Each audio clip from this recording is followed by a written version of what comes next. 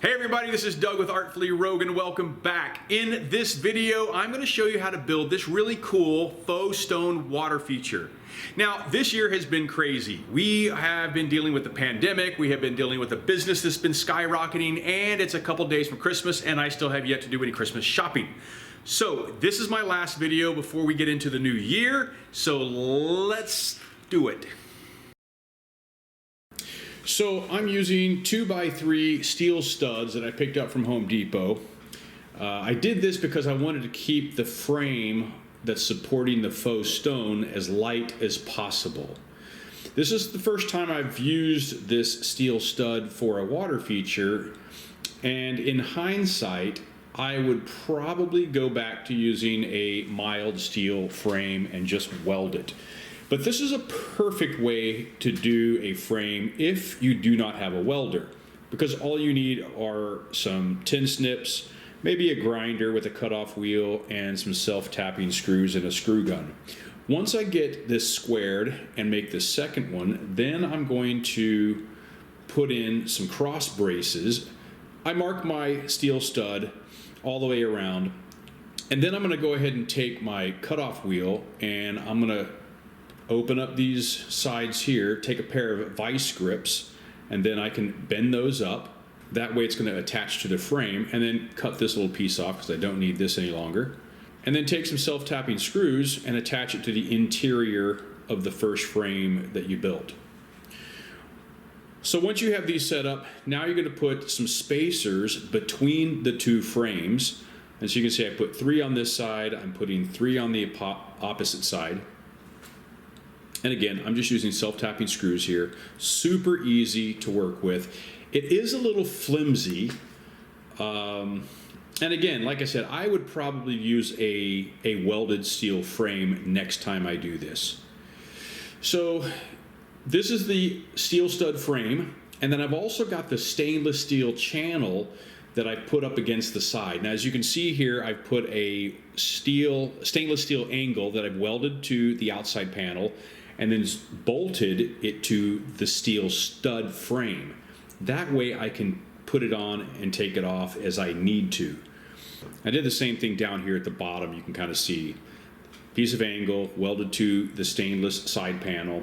Now I've got the top piece dropped into place, and then I did the same thing on the opposite side where I have the stainless steel attached to the steel stud by some 1-inch stainless steel angle, which I welded to the stainless and then bolted through the steel stud. This creates the basic structure.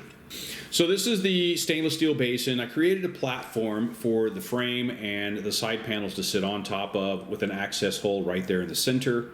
All of this is welded on, it's been TIGged, and I'll go back and polish that up and clean it up and make it look nice.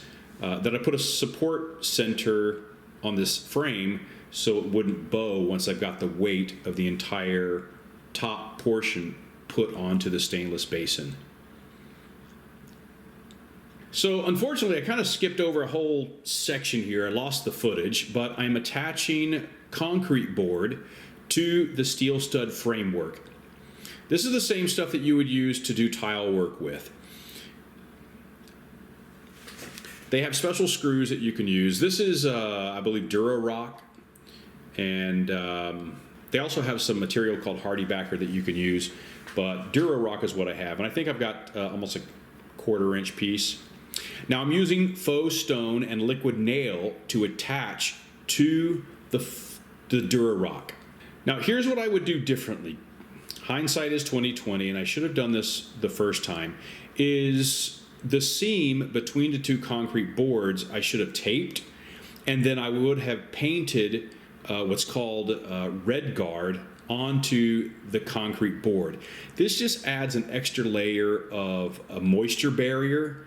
That way it keeps any seepage from water going back in the concrete board. So red guard on the concrete board, definitely I would go back and do that.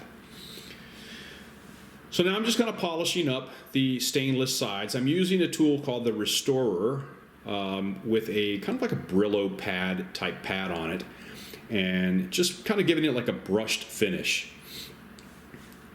I feel like stainless is such a pain to work with because no matter what you do with it, every time you touch it, you leave a fingerprint behind.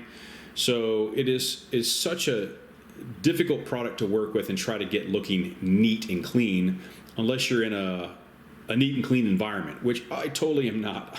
All of my stuff is done rusted and, you know, it's just kind of crazy. But the Restorer really adds a nice finish to it and knocks down that dull look and gives it kind of that brushed finish. Okay, so I hope this turns out okay. I'm just videotaping my laptop screen. This was the design that I had come up with. So you'd have the pump down at the bottom, your plumbing pipe goes straight up to a ball valve, and then at the top, that's where you'd actually have your trough and your water. So then as the water would get into the trough, it would go across the top and then spill across the front and then back into the basin. So that gives you an idea about how I did the plumbing on the whole piece. And so here's what the finished product looks like.